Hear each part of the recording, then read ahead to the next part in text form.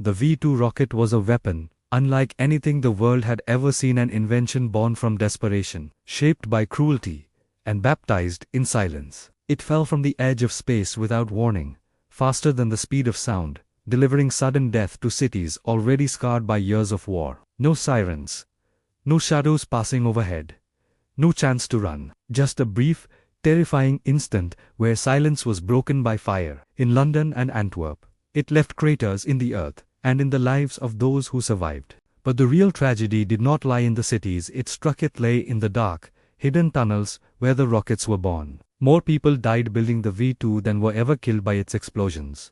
In the end, it wasn't a weapon of victory. It was a monument to failure, to cruelty, and to death. On a remote stretch of the Baltic coast, at a secret site called Pinamund, a team of engineers and scientists, watched by armed guards, worked feverishly to create what they called the Afora rocket, unlike any other. They were led by Werner von Braun, a man whose mind was filled with dreams of space travel but whose hands were now bound by Nazi ambition. Hitler believed this missile would change everything. It would be the weapon to strike terror into Allied cities, the technological miracle that could turn the tide of a war Germany was beginning to lose. The idea was simple and terrifying. Launch a missile that soared into the stratosphere and came down without warning, delivering a ton of high explosives to the heart of a city. No interception was possible. No defense existed. It was death from the sky. But behind the steel and mathematics, behind the laboratory triumphs and champagne toasts, was something far darker. Billions of Reichsmarks were funneled into the rocket program. Entire factories were dismantled to provide the components: precision gyroscopes, specialized engines, cryogenic fuel systems. All while soldiers on the front lines rode home begging for more rifles, more ammunition, more food. As the war drained Germany of everything, Hitler doubled down on his vision of a vengeance weapon, but for this machine to be built in numbers, the Nazis needed more than money. They needed labor. And they would pay for it with blood. Deep in the Harz Mountains, at a place called Mittelbaudora, a new kind of factory was built. Not a building, but a series of tunnels carved into the rock. These tunnels would become one of the darkest places in human history. The workers were prisoners, dragged from Buchenwald and other camps, forced into the cold, damp caverns to build the rockets. They were starved, beaten, and worked to death. They lived among the machines, sleeping on wooden planks covered in lice, choking on dust, surrounded by the screams of the dying. Some were hanged from cranes in front of others as punishment. Most simply wasted away, collapsing at their workstations, their corpses carried off and replaced by new prisoners. At least 20,000 people died in those tunnels. The factory itself became a death camp. The rockets were assembled with trembling hands, bloodied fingers, and hollow eyes. And as each V-2 was loaded onto its launch platform, it carried more than explosives. It carried the lives it had consumed. And then, one day, the first V-2 hit London. It came without warning. A blinding flash, a thunderous roar. Buildings crumbled, streets vanished, and people were vaporized in an instant. There was no siren, no time to flee, no shelter to run. The rocket traveled so fast that the sound of its arrival came only after the explosion. In that moment, a new kind of fear was born, not of noise, but of silence. Unlike the bombs of the Blitz, which whistled and howled and gave people seconds to run, the V-2 offered no chance. It was sudden, final, arbitrary. In the months that followed, over 1,000 V-2 South struck London. Hospitals, homes, schools, department stores, all leveled with terrifying precision or terrifying randomness. At New Cross, a single rocket struck a Woolworths filled with people shopping for Christmas. 168 civilians died in a second. Children, mothers, grandparents.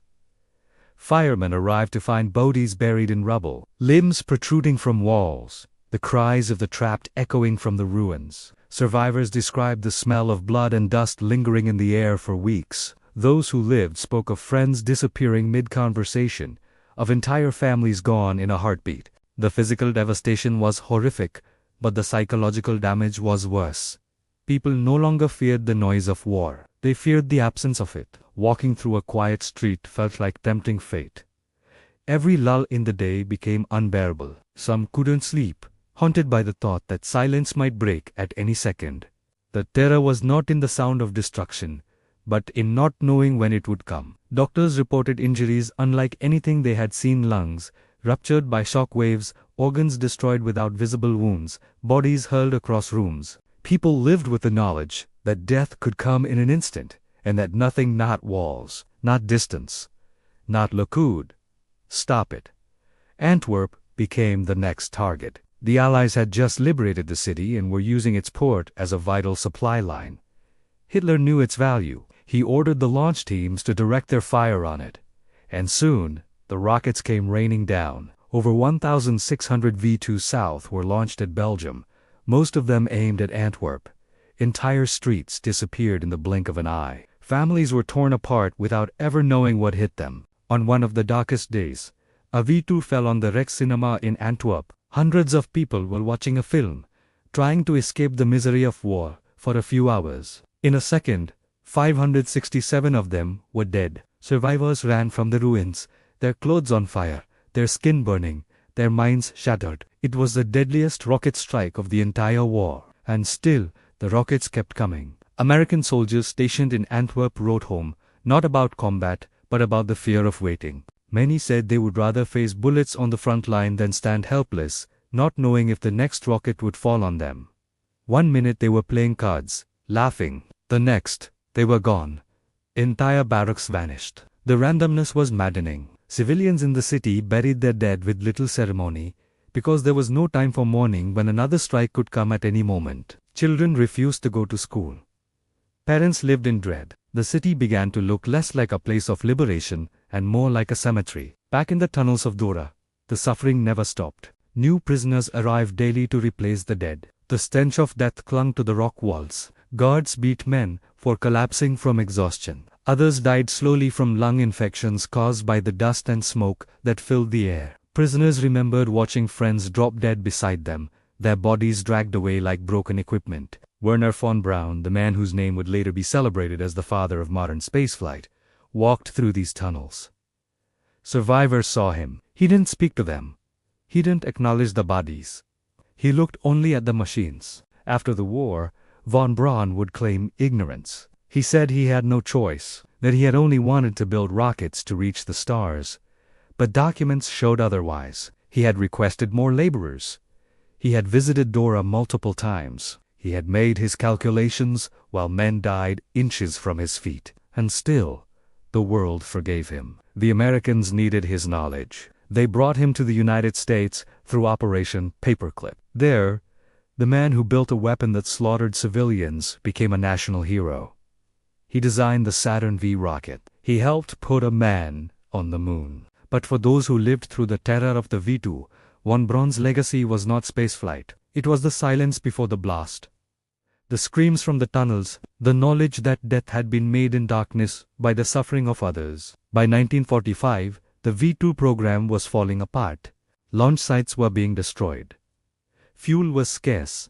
Allied forces were closing in. The rockets had achieved nothing. They killed 5,000 civilians, but they did not change the course of the war. They could not stop the Allied advance. They missed their targets more often than not. In comparison, a single Allied air raid could drop 10 times the explosive power of all V2s combined. The program had cost over 2 billion Reichsmarks money that could have built thousands of tanks or planes. Even Hitler's own ministers admitted it had been a disaster. Albert Speer, the Reich's armaments chief, said that if those resources had been spent elsewhere, the war might have ended differently. The V2 was not a miracle weapon. It was a failure. A failure so enormous, it was measured not only in marks, but in lives. It consumed everything: money, time, and people. It left behind nothing but scars. In London and Antwerp, survivors lived the rest of their lives flinching at sudden quiet. In the mountains of Germany, the tunnels still stand, now silent, now cold, filled with ghosts. For those who survived, the war ended, but the memory of the rocket never did. Its silence still echoes. The moment before impact still lingers. And the question remains, unshakable and unanswered: was any of it worth the price?